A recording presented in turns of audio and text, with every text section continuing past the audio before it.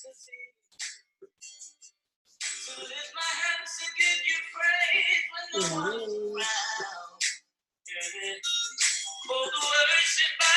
you guys. Good morning. From the intellectual mentality, like when I should be I'm seated on the backseat. I should be lifting my hands in the bed and hold me. I should be getting more. I should be getting more.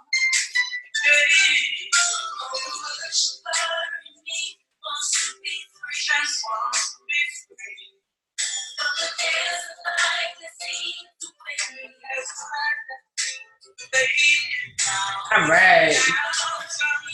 Everybody a moment to get on.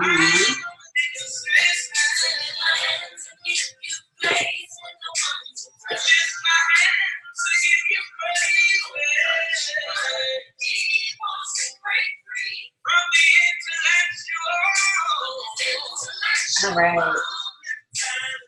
Good morning.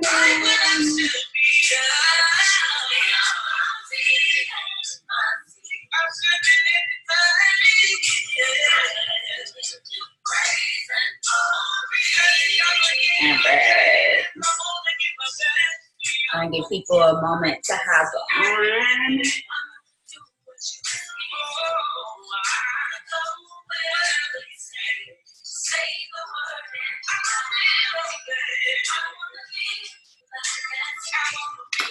All right. Happy Saturday. It is the last Saturday of the month. I'm so excited. It's crazy. Like, time is just like boom, boom, boom, boom, boom. But I promise, like, once I became a full-time entrepreneur, that's how my life worked.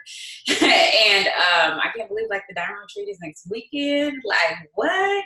Insane. Finishing up the touches for that, which I'm so excited. It was so funny hearing Toya and Brittany talk about it last night at Erica, because I was like, yeah, let me just close my mouth because I'm not going to give you guys any juice about what's coming. But I'm so excited for you guys. I'm so excited for you guys to experience everything that is in store. Oh my God, it's going to be the bomb.com.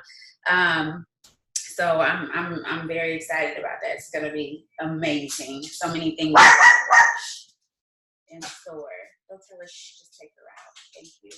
So this morning I had a guest in my office. So good having his presence with me. Anyways, so Trey decided to hang with me this morning while I was preparing myself. But anyways, so excited. I'm gonna pray real quick, and then I actually have a short. Anyways, a video for us to watch, and I really want you guys. Okay, as always, nothing new, but like. When you watch the video, what are you getting from it? What's like popping out to you? What's aha in you? What's changing your perspective? Oh, I never looked at it like that. Blah, blah, blah. Make sure you guys hit that up in the comments. But dear Heavenly Father, God, we're just grateful for another Saturday to be together. God, thank you for your grace and mercy, allowing us to see this day. Thank you for allowing us to see another month in. Thank you for the blessing in this business and how she's given us the opportunity to see things beyond what we ever seen them before. God, I'm praying that you just allow your spirit to be a part of this meeting and just allow the words that flow from my mouth be directly from you. In Jesus' name we pray. Amen. So let me share this with you guys. It's really, this is very good. Very good. It is very good. It's not, you know.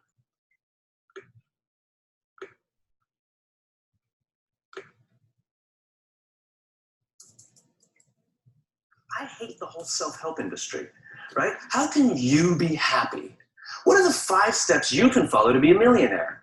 What are the 7 steps that you need to get the career that you want? You know, me.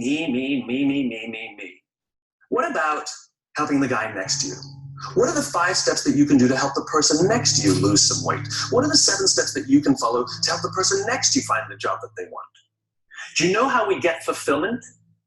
You can be happy because you did things at work. You can be proud because you did things at work. You can be excited because you had a big success at work. But you know how you feel fulfilled at work? When you do something for someone else. It's the only way we get that feeling. It's the only way we get that feeling. Do you know why the statistics say that over 90% of people don't feel fulfilled by the work they do? It's not because of the job, it's not because of the pay, it's not because of the benefits. It's because we don't help each other anymore. We sit in our cubes and we work. And anything that we turn to anybody is because we need something, we need to get something. And yet we don't put ourselves out there simply for no other reason than to help somebody else. You know what generosity is? Generosity is doing something for someone else expecting nothing in return. At no point ever. I did something for him, why won't he help me? It's not an equation. It's designed to help you feel good. And Mother Nature has given us this feeling when we do something for someone else to encourage us to do it. Because when we are in groups, when we are surrounded by people who believe what we believe, trust emerges and our very survival and progress goes up. Sex feels good. That's why we do it. And Mother Nature has provided that it will feel good so that we can do it more, so that we can procreate. That was not an accident, right? Well, the same goes here. That sense of fulfillment that we get was designed so that we'll do it more. So not only will we procreate, but we'll create strong senses of bonds and cultures amongst each other. So I did a little experiment with a homeless person. Not like on them, it's not like electrodes. With them, voluntarily helped me. Because the whole idea of giving, right? You've all walked down the street and you've all seen someone begging, and you either have or haven't thrown a few pennies in their cup. When you do, you feel good. You bought that feeling. That is a legitimate commercial transaction. You know, commercial transactions are defined as the exchange of consideration. There was an exchange of consideration here. You gave money, you got the feeling of goodwill. You paid for that feeling. If you didn't give money, you either feel nothing or you feel bad. You can't feel good by not giving. All right? You paid for that feeling. So now the question is, how is that person encouraging us to give? The joke is, they act like every corporation in the world. They talk about themselves. Me, me, me, me, me, me, me, right? Like they sit there with their little outdoor advertising, little sign, right? And it says, I'm homeless, I'm hungry, I got 12 kids, I'm a veteran, God bless. They got it all in there. Trying to appeal to somebody, the religious vote, the veteran vote, you know, the child sympathizer, surround yourself with lots of pets, go for that one too, right? All in an attempt to get something from someone. Takers, not givers, right? All about me. Well, what do corporations do? We've added more RAM, we've added more ROM, we've added more speed. This one's number one. We're the biggest, we're the best. We've been around since 1969. We're better than them, we're faster than them. We're more efficient than that one. Me, me, me, me, me, me, me, me, me, me. And so even if we buy their product, guess what? We don't feel much. So I did this little experiment. I found a nice homeless lady on the streets of New York who's willing to help out. And I learned that with her sign, which was pretty typical, I'm homeless, I'm hungry, blah, blah, blah, she makes between $20 and $30 a day for a day's worth of work, 8 to 10 hours of sitting there selling goodwill. 8 to 10 hours, she'll make $20 to $30. $30 is considered a good day. I changed her sign, and the new sign made her $40 in 2 hours.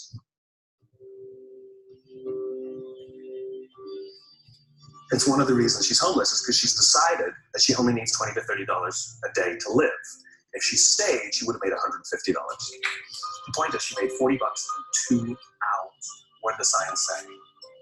The sign said, if you only give once a month, please think of me next time. It has nothing to do with the taker. It has everything to do with the giver. And what are the objections people give when they don't give? I can't give to everyone. How do I know that they really need it? And so I addressed both those concerns. I know you can't give to everyone. So if you only give once a month, my cause is legitimate.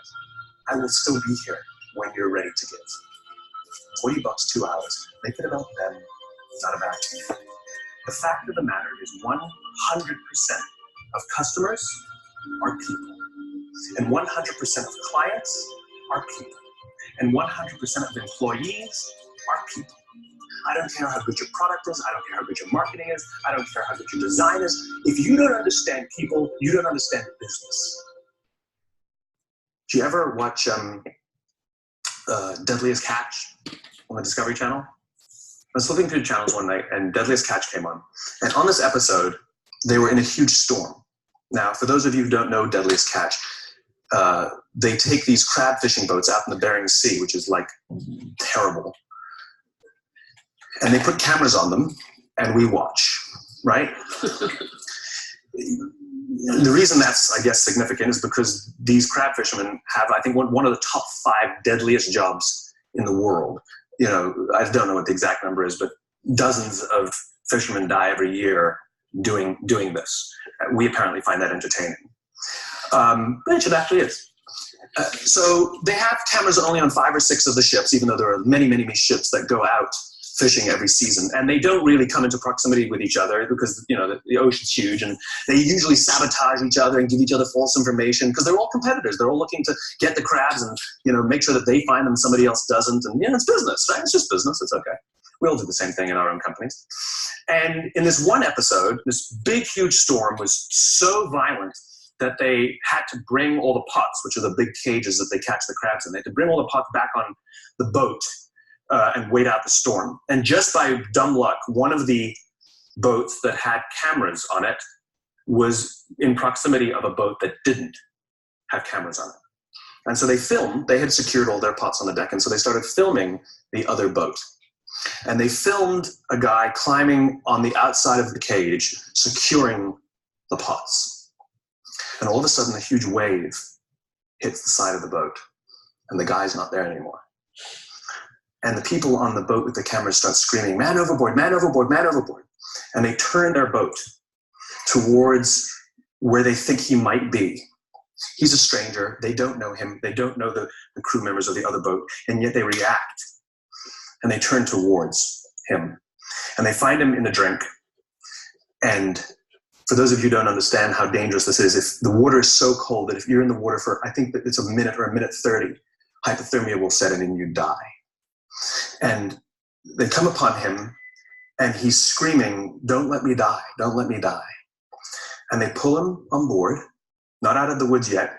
They strip off his clothes because it's wet and cold, and they wrap blankets around him to prevent hypothermia from setting in. And he survives. And it's overwhelming. And the captain comes down, and it's all on, I mean, you can go watch it on TV. The captain comes down, and he hugs this stranger, this young man, his competitor. He hugs this guy as if he's his own son. I lost it. Everybody is crying. And you realize what happened here was a human interaction. And the reason that they risk their own lives to help this other person, even though they spend every other day trying to get ahead and sabotage, is because at the end of the day, they're all crab fishing. And they know something about each other. And they know something about the risk that they all take to do this. When push comes to shove, they will put themselves out there to help each other for no other reason than they get it. They're one of the same. I will promise you that every single member of that crew that day went home feeling fulfillment. I promise you that every single person on that crew that day felt more good in their hearts and in their jobs than the richest days they've ever pulled in. My question is what are you doing to help the person next to you? Don't you want to wake up and go to work for the only reason that you can do something good for someone else? Wouldn't you want them to do that for you? So good. Yeah, it's a lot to think about. It's good. You know, so often people ask me over and over again, you know, Rachel, you know, I mean, y'all should know, like, been doing this for 6 years, been top income earner for 5, have been able to just experience things beyond. You know, I have a lot of personally enrolled diamonds, even if they don't sustain there, I help them get there. And one of the biggest factors for me, and it's been like this since before I went diamond, was the fact that I desired to help other people. It was always my focus. It did not matter. Even when I was a hot mess, like granted, still am, but even when I was a really, really hot mess, I still cared about helping other people. Like it was always my thing. Like it was always sometimes more, too much, more than they really desired to help themselves, and they couldn't grasp my belief in them, right? But that was always my prerogative. It was my goal. It was always my thing. And I truly believe that is the only reason why I am where I am. And so if you have not shifted your heart, and I'm grateful for this, I'm so grateful for the fact that I always desire to help other people, just knowing that God was my source, because a lot of times that can be draining, especially when your heart is wrong. Because what happens when that person doesn't give back? What happens when you don't get fulfilled because you're doing something for them to help yourself? And of course, we're in business, so you're always consciously aware of how it's what you go into play. But if you can truly just submit to the fact that you're in a business to where no matter what you do, when you directly help someone else, whether in your organization or not, it will pay you back. Period. Like it will pay you back. And so you never have to worry about the fact that God is always going to take care of you. And can you just be his hands and feet and be willing to help other people regardless of what you directly get back in that moment? And because honestly, that'll never get you to where you need to be. But talking about myself, like prior to going diamond, like it was the light bulb. You know, if you've ever heard me tell my story, especially at rap parties, it was the light bulb that went off for me when I was listening to my friend who was saying that, you know, and it was a conversation, but it was just like, oh, dang, wait, it was a conversation. It was just something as simple as, hey, like, oh my gosh, I need to cut back my hours. Like Jesse is having problems with his behavior and I need to take him behavior therapy and blah, blah, blah. We just started this business. We don't know nothing about nothing. Like we're just trying to get it how I live. I'm trying to get this rap cash, you know what I'm saying? But I was like, oh my gosh, okay, wait. So if I help her promote in the business, like my friend is going to have money to be able to go and be a mom, because she was a single mom at the time, and be a mom and go to therapy. And Trey and I inadvertently are able to have some extra money coming in as well, because his mom is able to do what she loves, which is helping other people. And so that was the light bulb that shifted my whole mindset, my whole framework when it came to my business. And when I did that, when I shifted to who can I help? Who can I help go diamond? Who can I help experience these life-changing benefits? Who can I help get these products and actually love them and be consistent in using them, and not just saying, hey, I just need this loyal customer, but hey, no, where's your results? No. I know you got discouraged, you didn't get, but let's try the next one. You know what I'm saying? Like, who can I help encourage in that manner consistently, so that I can get everything, the manifestation of what he desires for me?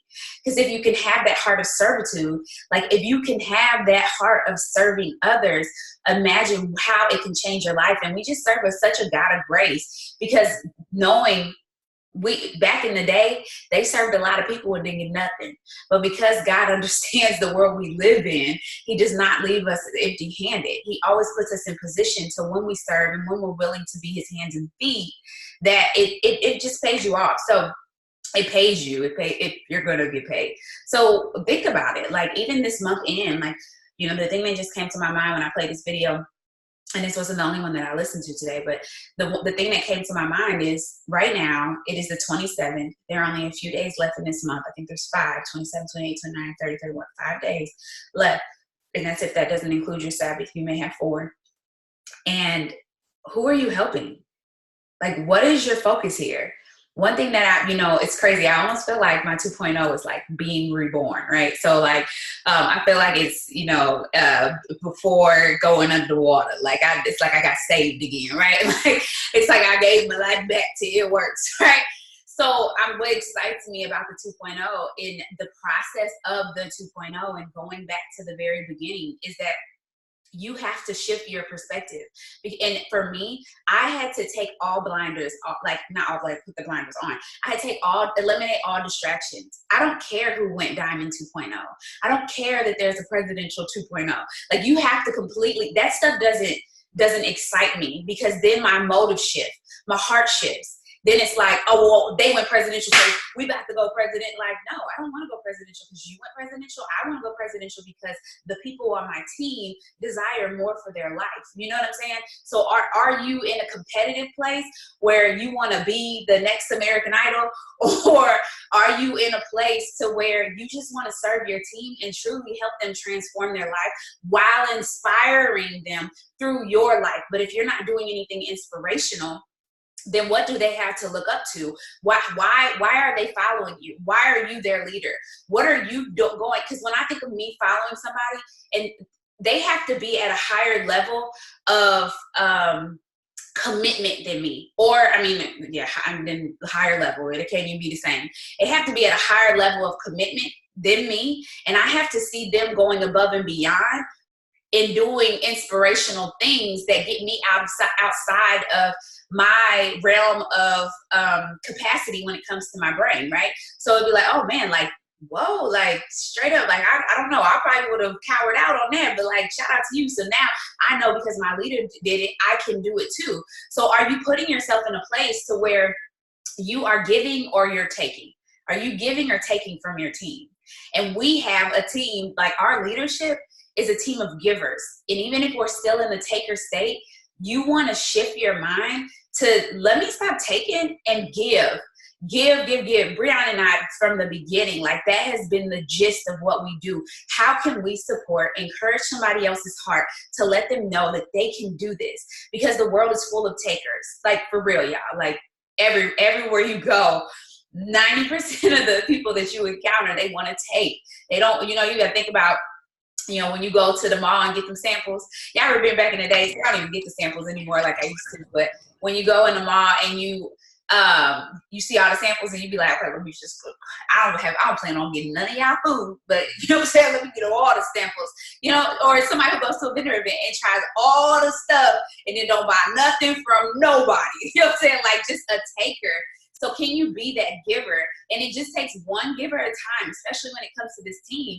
It just takes one giver at a time to make a difference. And I know sometimes it feels like, well, I'm the only person that's giving. And it shouldn't even matter.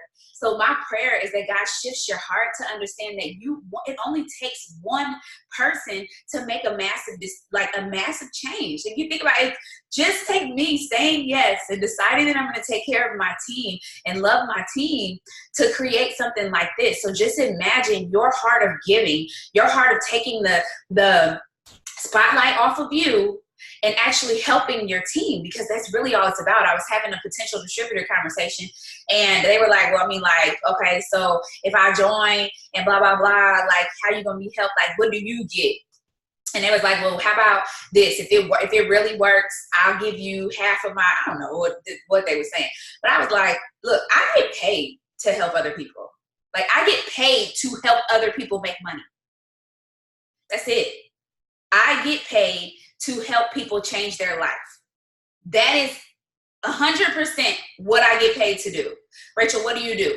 I help people change their life, whether it's through their finances or whether it's through their wealth. And it was crazy. If you guys are not hip to Pam's podcast, you should be listening to it every single time she drops anything. Drop all the other podcasts that you're listening to. That is our chief networking officer, and that is one of the number one people when it comes to your business that you should be listening to. I don't care. You could drop all the other podcasts. That should be one of the number one podcasts that you listen to, because she's specialized to our field, and that is our leadership. So that's just part of being submitted to leadership.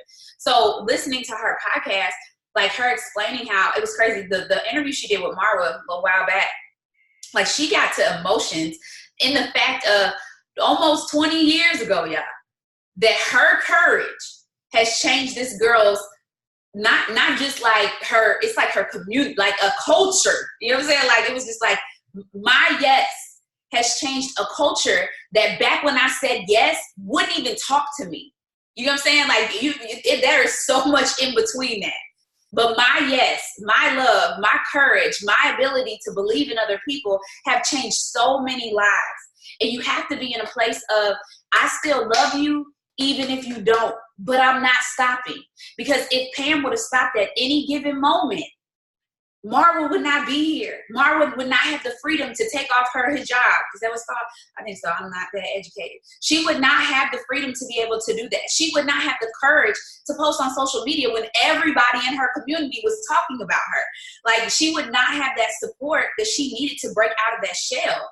And so just think, your courage, your support, your love, your means of continuing to move forward, your new executive, your new Ruby, your new Emerald, your new Diamonds, that is going to be the motivating factor to let people know that they can do it, because you are still going. But when they don't see anything come from you and all they see is product posts and how you love the products and nobody on your team is winning, it's like, is she really helping anybody? When they don't see any of your customers getting results, like, what is she really doing? Is she just making extra money, or is she really making a difference? So just think about that as you go throughout your days, and use what you have. You know, so many times we like, I would do this if. I would be like, listen, top income earner if only if. Like, if you can take that off of your, just completely out of your mindset, and just understand that you have everything that you need. Seriously, like, I don't think you guys realize that you have everything that you need. You're just not using it. I don't even know if it was Monday Meetup or Bria. I don't know when I was talking about it, but just understanding that a lot of us have a place where we do something. And so actually, this is the next thing. So my question was, think about transformation, church. Like, is your transformation sticking? Like, is this a team where people experience a transformation, but then it actually sticks? Because that's really what matters. You got to think, a lot of times if you go, have you ever had a conversation with an older person, like even like my granny or something like that, and you just ask about their lives, and they're just talking about their lives, and they talk about, oh, I remember when, but the transformation never stuck in their life. And so all they have is the heydays, you know what I'm saying, the things that they remember that happened in their life, but nothing that sticked, because they didn't have the courage to continue when it got hard. You get what I'm saying? Like, is your transformation sticking? Are you in a place to where you're consistent? So, you know, we were having a conversation yesterday about making your bed, like, or, you know, you have a consistent habit where you're like, okay, I'm gonna make my bed for a week, you know what I'm saying? And then day 8, you don't make the bed. And then it's like, well, oh well. And then you just get back to the place where you make the bed sporadically, and it's not something that you're consistently doing. Instead of saying, well, I don't know what in the world is distracting me from making my bed, but I will be making my bed. Like, that's not something that I'm going to be inconsistent in. Or even when it comes to your products and saying, well, shoot, I ain't took my thermofite in like a week, so, you know, I'm just going to take it when I think about it. No, I'm going to consistently take my thermofite every single day. Even if I make a mistake, I'm willing to get back up. It's almost like a child. Like, it's having that childlike inner side where you're saying that even if I fall down, I'm going to get back up. Even if I fall down, I'm going to get back up. Just like riding a bike. Like, eventually I'll be able to hop on a bike and not be able to think about it, because it's just something that I consistently have learned how to do. So even for us, Breon and I now, because we've made it such a habit, like making our bed is first thing in the morning, you get out, and me knowing I'm not about to walk past the bed that's unmade, even if Breon didn't do it. Right? Because it's just a consistent thing that's in our household, and knowing that it's a habit now for our son. So if I go in Trey's room, his bed should be made, because that's the first thing that we've done, and how it instills into those you lead. Right? So it'll become the same thing when it comes to your team and your consistent habits, because they're so consistent and you just do them as you talk about them and you point them out, it'll become something consistent for those you lead. And it's like, that's legit, because now us making our bed, him making his bed, eventually when Zayden starts to make his bed, or fold his blanket, or however we decided, it'll be something that he knows what to do. Like, it'll be something that he automatically does. And these will just be consistent habits that come with anybody who's connected to you. So the question is are you allowing your transformation to stick? Not is the transformation just sticking to you, but are you embracing the transformation and allowing it to stick? And just, is your main thing your main thing? And do you have what are your non-negotiables? Like, if I ask you your non-negotiables, there should be no wiggle room when it comes to your non-negotiables. Like, for me, like, I remember, I don't even know, maybe about 6 months ago, I wasn't really cooking for my family. It was just like, I don't know, like, it's just too much. Like, I cook here and there, like, but now it's become something so consistent to me, and it helps me to be able to be on top of what I'm doing. And I've learned through the process of continuing, right? It's almost like the go for no concept. The whole point of going for no, guys, is to be able to be good at getting your yes, right? So the no's help you to become good and tweak what it is that you need to tweak to get your yes, right? And become a expert at getting your yes. So it's the same thing when it comes to like me cooking dinner, something simple as me cooking dinner. Like as I continue to do it, eventually it becomes easy. And I was telling them at Monday meetup, my boys eat the same stuff every week. Like unless they say, hey mom, or hey babe, I want you to cook this, I cook the same things and they eat it. You know what I'm saying? So like it makes it so much easier for me, because now it becomes muscle memory. Something as simple as listening to a book or listening to a podcast or whatever, or having a phone call in the midst of me cooking my meals and then putting my meals in the containers. And then my boys have a whole refrigerator full of meals and they don't have to ask me what's for dinner. Okay. You know what I'm saying? Like, and it makes my life so much easier and allows things to flow like they're supposed to flow. So if you allow for that, the consistencies to take you to where you are, then you can move to the next thing. I can't be in the midst of trying to figure out dinner and then in the midst of trying to figure it out my workout. Like my workout is just habit now. Like I'm going to my workout. And then I don't allow, going back to the feelings book, if you have not read it, I mean, that's on you. But I would highly suggest that you read the book, because that had, like, my feelings not getting a vote has changed my life. So it doesn't matter if I feel like, I don't even entertain it. Like, it doesn't matter what you feel like, especially when it's a non-negotiable. I don't feel like making the bed. And, like, who cares? You're going to make the bed because you decide, you say you want to be better. You say you want something different. I don't feel like getting up and making my collagen and hydrate. Who cares? Like, get up, go make that, drink your stuff, and go to bed. You know what I'm saying? It does not matter what you feel like doing when you are committed to your non-negotiables. So, will you allow your transformation to stick? And can you keep the main thing the main thing? And can you check your emotions enough to change your life? And I don't know, I was listening to something this week. I was talking about how, like, you have, like, do what you want, not what you feel. Do what you desire, not what you feel. So if you desire to be fit, then you get up and you work out every single day, regardless of what you feel, because you're going to act as if, like, I'm going to act as if I'm already fit. And in order to do that, I have to get consistent habits. So it's the same with your business. I'm going to act as if I retain all the time. I'm going to act as if I have new promotions on my team every single time. I'm going to act as if everybody on my team gets their shopping spree. It's just a norm on my team. Even if it's not, you have to speak to what you desire, not to the lack. We don't speak to lack. We focus on the good. So you always have to focus on what you desire, and understand that if you're tired, it's probably because you're not being consistent or obedient in somewhere that you're supposed to be obedient, or you're not allowing God to strengthen you in the midst of your adversity. Because really, that's all he desires. Like, are you, like we talked about this at Monday Meetup, are you allowing yourself to completely just pour out the things that are on your heart and mind? And, I read a good, oh my gosh, like during my break, I read 3.5 books. But one of the books that I read, so I will finish my 7th book before the end of this month, which is insane to me, okay? Like, insane, but I've been so in the zone, right? But one of the books that I read, completely transformed my mind in understanding how I was worrying about, like, I'm not a worrier. At least I didn't think that I was a worrier, because I've seen people with some anxiety, and I'm not at that point. So I didn't really think that I was a worrier and that anxiety really bothered me the way that it did, but it did. And it still does. And so it's a battle and a fight, understanding how, how your brain, you just feel like, oh my God, like, I just got so much on my mind. Like, or you say, well, God, I trust you, but then it's still there on your mind and you still can't get it off. It's just like, why am I still worrying about this? Like I said, I know how to do it, but why am I still worrying about this? And that book spoke to all of that. And a lot of times what happens is, I don't know if she's on here or not, but what happened, we talked about Monday Meetup, like, you'll lay it down. Like, you'll say in your journal in the morning, like, God, this is the stuff that's on my heart. This is the things that are bothering me. Like, this is really, I can't breathe, feel like, right? And then you'll pick it back up. And you'll say, well, I mean, God's going to do it, but I'm just going to hold on to it until he does it, right?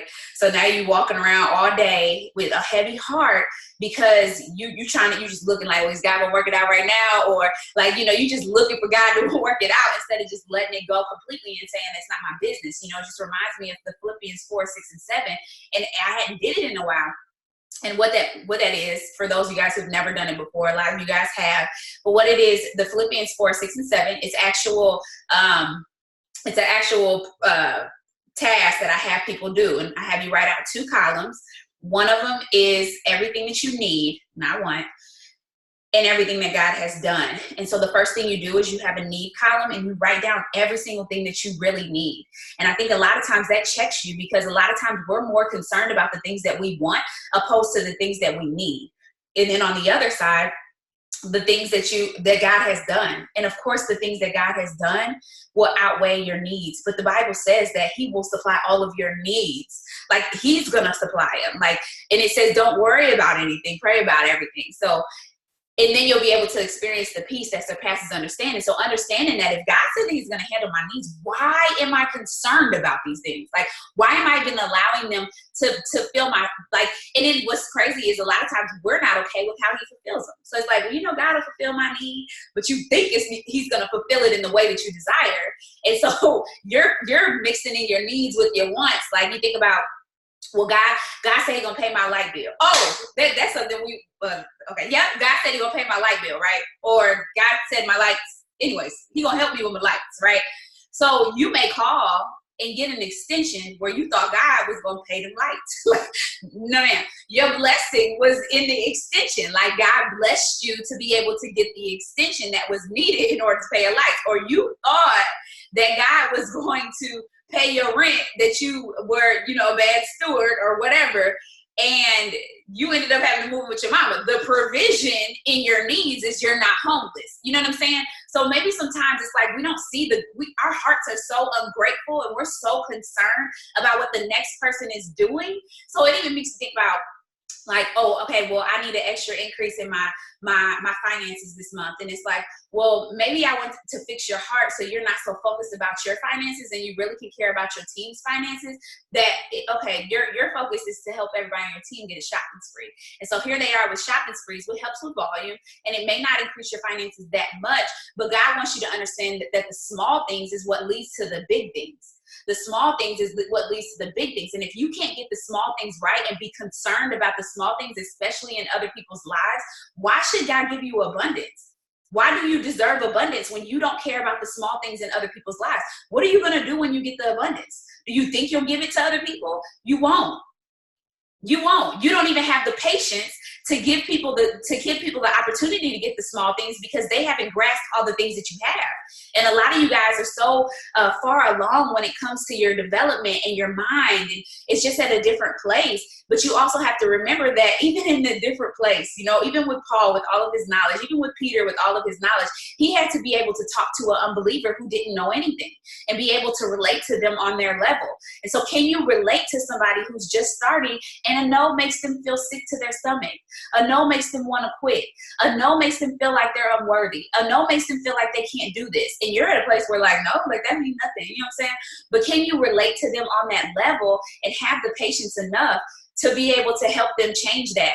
Now, this is where it comes into play when it comes to moving forward. And I don't know if you guys remember on the call with Erin. Erin loves her team. She loves her team, especially, granted, you know what I'm saying, they popping, right? But Erin said nothing about her team. She said everything about helping other people succeed and getting new people into the business. Who can she help now?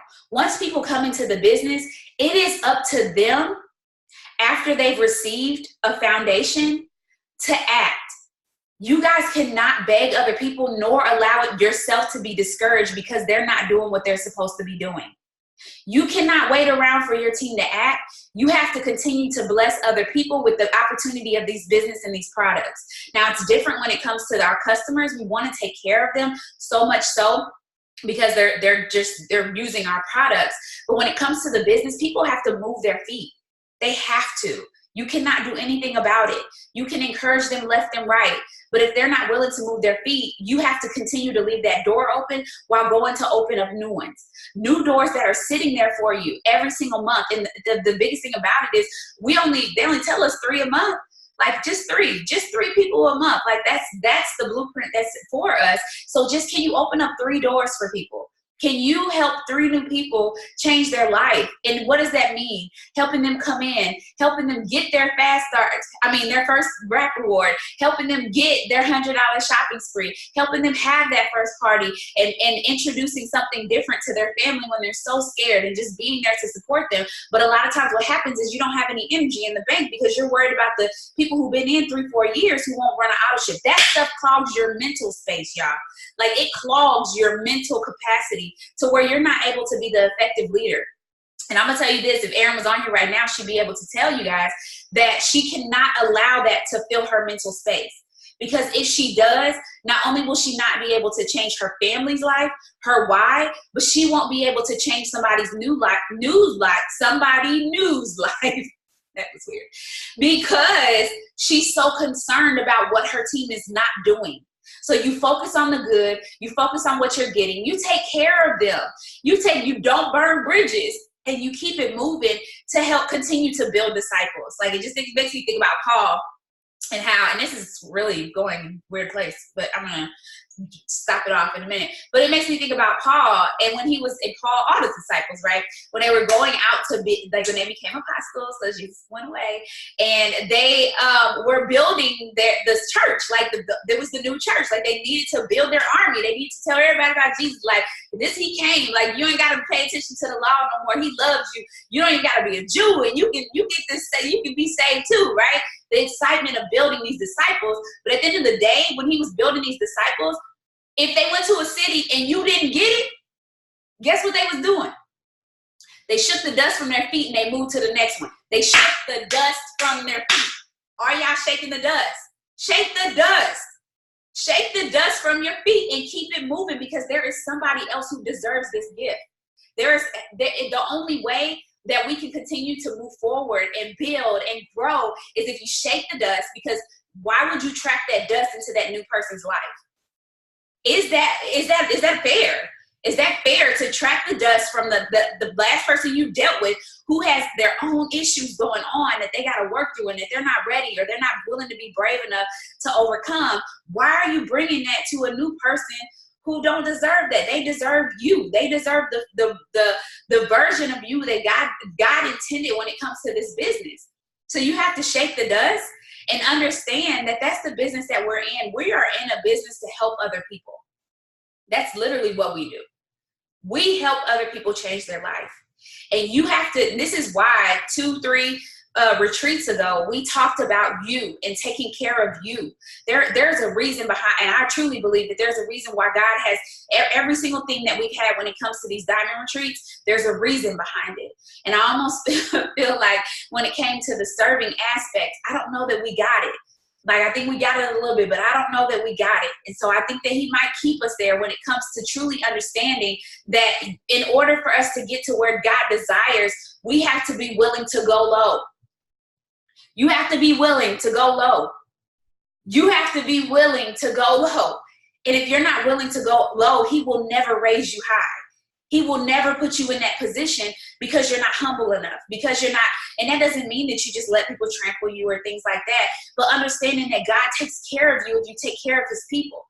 And so are you taking care? Do you send out cards? Do you do a pop-up contest and go in East Suite and say, oh my gosh, she did a Porsche by herself. I'm sending her a $5 Starbucks card. Like, I'm so freaking proud of you. Like, are you willing to put your finances to the side and not live your best life, right, in order to be able to give to your team?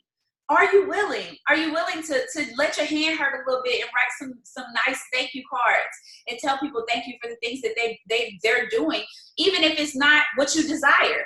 Even if it's just a smidget of your heart. It's just like, oh man, like, yeah, she not doing this, and this. But she ran her auto ship. And so, and it was a high BV. And so I could just tell her like how I'm just so excited about her business is going to grow because she's doing the basics. You know what I'm saying? Like, and just encourage her heart in that moment and say, man, like, I just see so much inside of you. And I know that if you keep going and if you keep helping people the way that you're helping people, like, you're going to change somebody's life. So I'm just excited about us completely taking Taker off of the table and just learning how to be a giver and understanding that because we serve this God, right? This amazing God, that he's going to take care of us, and just knowing that even when he sent out the apostles, right? He sent the disciples out and he told them, don't take nothing. Why do you think he told them don't take anything? Because he wanted them to know that God is always going to put you in a situation to where he provides, and that he likes to get the glory. Like, let him get the glory. If you do everything by yourself, he gets no glory. Like, what's the point in that? It's like, if you can hold it down by yourself, then play hold it down. But let me tell you, we looking at it 2-3 months later and you can't hold it down no more, right? Because you're trying to do things on your own might. So can you put it to the side and allow people to provide for you? Just like he said in that video. It's crazy. I watched one about the Navy SEALs, y'all. And what's insane, like the dude was saying, like, the people that you think are Navy SEALs and are tough enough to be a Navy SEAL, they're not. He said, like, the big dudes with the muscles and the tattoos and stuff, and the freak athletes that come and try to be Navy SEAls, they don't make it. Why? Because they don't have a heart. Because at the end of the day, when your body fails you, because it will. You think about that, when everything fails you, when you send out 300 messages and nobody replies, when you do everything in your own might, you done blitz 100 people, when you do these things, do you still have the heart to get up and keep going and help somebody else when things aren't working for you?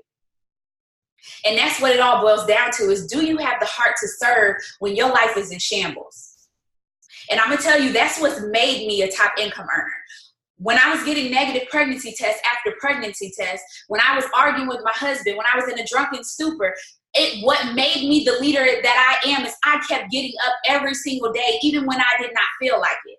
When we were in the financial states where like things were working out with our house or whatever, no matter what, I would serve my team. It did not matter.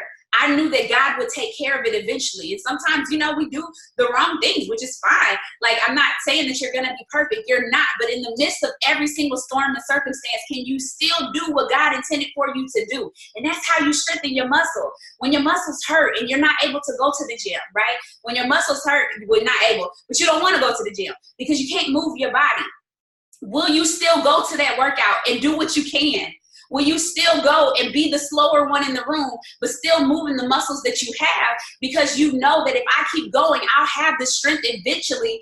I'll gain the strength eventually to where I'll be beasting these classes out. It's crazy. You always go to them classes, you be like, oh, she killing it. Like, oh, she getting it. Like, but you don't understand that every single thing that she's been through, every kid, every surgery, it's crazy. We got one girl in our class that got a knee brace. She just had surgery. And so she was a beast beforehand, but she's in there and she's modifying no matter what. And she shows up and she understands her body and how far she can take it, but she doesn't mentally quit. So it's not about the mental game. It's about me willing to push past the mental. And if I'm not collapsing, then I can keep going, right? If I'm not collapsing, then I'm not in a coma. I'm not, so allowing myself to push past my mental and continue to move my body even when I don't feel like it. Can I continue to go to the vent even when I don't feel like it? Can I continue to smile and figure out, God, who can I bless today with what you've given me? Because at the end of the day, my life is so much better than the next person. I could be in a hospital bed, but I have the opportunity to move my feet, and knowing that I have to take care of the body that you've given me. So I'm going to go to this workout class, because I used to beg for the days that I was not able to go work out at certain times because I was at work, or because I didn't have nobody to watch my kids or whatever, but you've provided for me in this moment, and my gratitude will precede everything else that I have going on in my life. And so it's the same thing when it comes to this business. Can you be the person that still has life going on, and they don't have to hear about your life? Like, there should never be like, oh, well, I'm about to get my lights cut off. What you think I'm worried about your lights? You know what I'm saying? Like, they don't need to hear all that, because God has provided. And you say you believe Philippians 4:6-7. So you're going to allow God to handle what he's going to handle while you're still be obedient to leading the team that you prayed for, leading the customers that you prayed for, leading the people that you prayed for, and overcoming. Like, so what? Everybody has life going on. Y'all, everybody has life going on. Would Erin still be a top income earner, which is why I'm like obsessed with her right now? I mean, she's always been my friend, but just understanding everything that she's been through and being somebody who has been able to pray for her, even in the midst of my own situations and circumstances, and seeing God see her through every single time because she's willing to get up. She's willing to be a hot mess. I remember one post she put up, Erin gets up at 5 a.m. every morning. Like, that's her thing, right? But when Forrest got here with 3 kids, she was all over the place. So she ended up posting a picture of her, like, you know, her pretty pictures, and her bed was like not made, and she was all over the place, and she's like, but I'm here. You know what I'm saying? But I'm here. I still got up. I still sent my messages today. I still checked on my team. I still checked on my customers. I still did my business. I still did my workout. I still kept going even when my life was in shambles, allowing God to be the person who puts them back together, because knowing that if he works all things together for your good, if he's the one who is able to make all things new, how can he do that if you're not willing to participate and you're laying down in a bed and you're not even that injured? You're not bedridden, but you're in a bed. And so if you want the courage, if like you really desire this, like you're in a place where it's just like, I want more. I want this to change my life. Like I desire this to shift me. Like I see what's possible. Like I see that if you give it a chance, like it'll change your life. I see it, right? If you're there, then you have to understand that you're going to have to stop being a coward. And this is even for myself. Like, I'm not just speaking to y'all. Like, this speaks to me. Like, believe it or not, the way these meetings flow, I go back and watch them afterwards because of how much I don't even know what I be saying. Like, I remember one time, Deja was like, you said something. And I was like, no, I didn't. And I was like, oh, I did say that. That wasn't me. So if you really desire for this to shift your life, you're going to have to be willing that when all looks bad, you're going to have to be willing to ignore what's going on, the circumstances and situations, and every single time you feel it, y'all. Every single time you feel it, you say, you go to your journal or whatever you have to go to, and you say, God, this is yours, it's not mine. God, this is yours, this is not mine. I don't care if you have to say it out loud.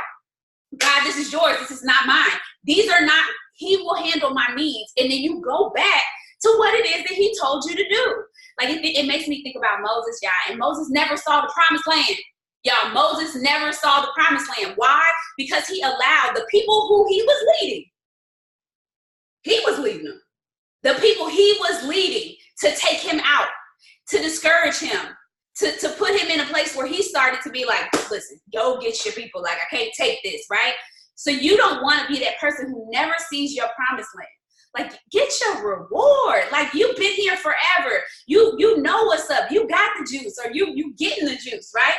So get your reward, but you got to be willing to endure and disconnect and still lead, but then do what you got to do to get what you need from God, so that when you turn around to them, you can encourage their heart, and you're not looking to them to validate you. You're not looking for them to make you feel good. You're not looking to them, but you are literally just turning around to give. I don't need to take anything from y'all, because everything that I needed, I got from over here. My tank is full from over here to where I'm able to turn around, and now I'm able to give them everything that they need. So regardless of whether they win, regardless of whether they show up, regardless of whether they get it, regardless of whatever, I'm still able to give every ounce that God intended for me to give by being obedient in the things that he told me to do, because my foundation is set.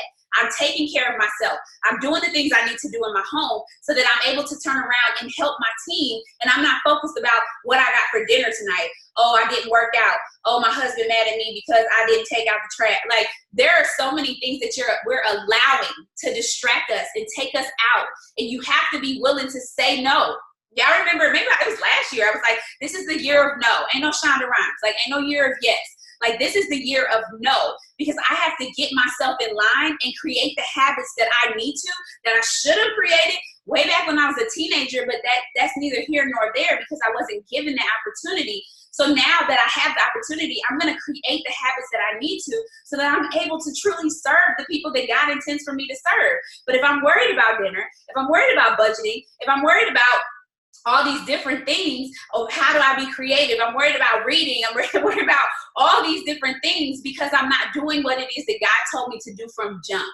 So that's why we create that solid foundation to make things easier for people. It's so rewarding for people to be like, you know, my newbies be like, well, I PMS today, and these are the messages that I got. Or me hopping in their DMs, which I've been doing a lot lately, and it being like, bro, you sent 5 messages. Like, we don't even have anybody to follow up with. Let's send some new messages. And they like, oh my God, I just was so scared, and I just allowed the fear to hold me back. But because I handle my business, I'm able to come in with an open heart and not a frustrated heart, right? Because if I turn around and I'm not full, I turn around like, bruh, it says send 25 messages.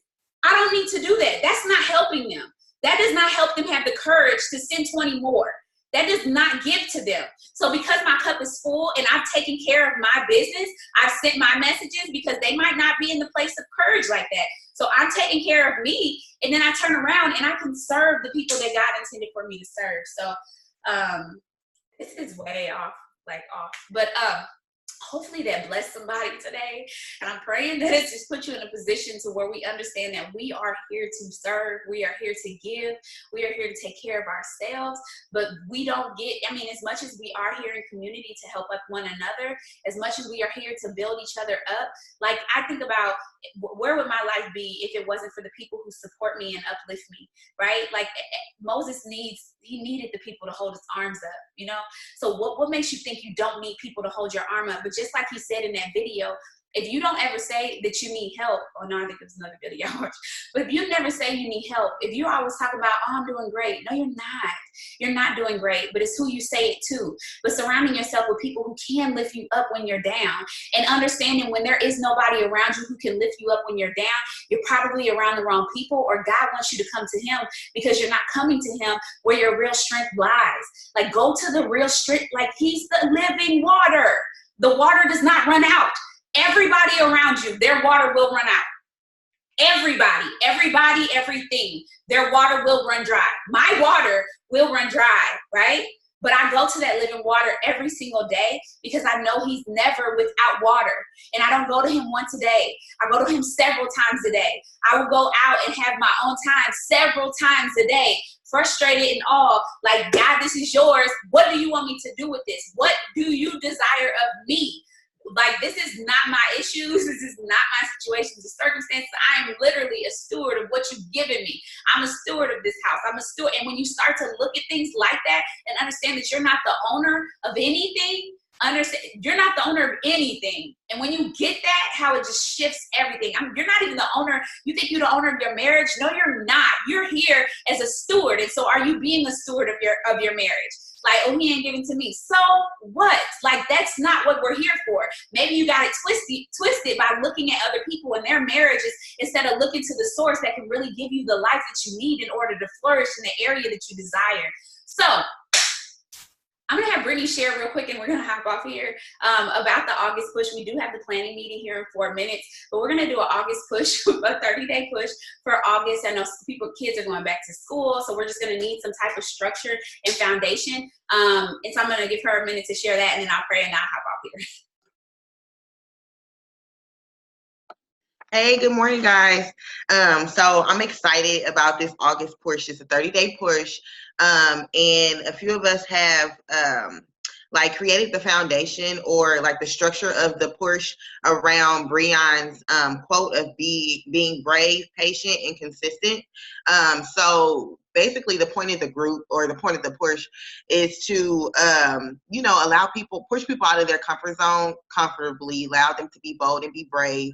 And then, being patient. So mastering the mundane, doing, loyal customer checkup, like Rachel was saying, being patient enough to work with your newbies and actually give them what they need.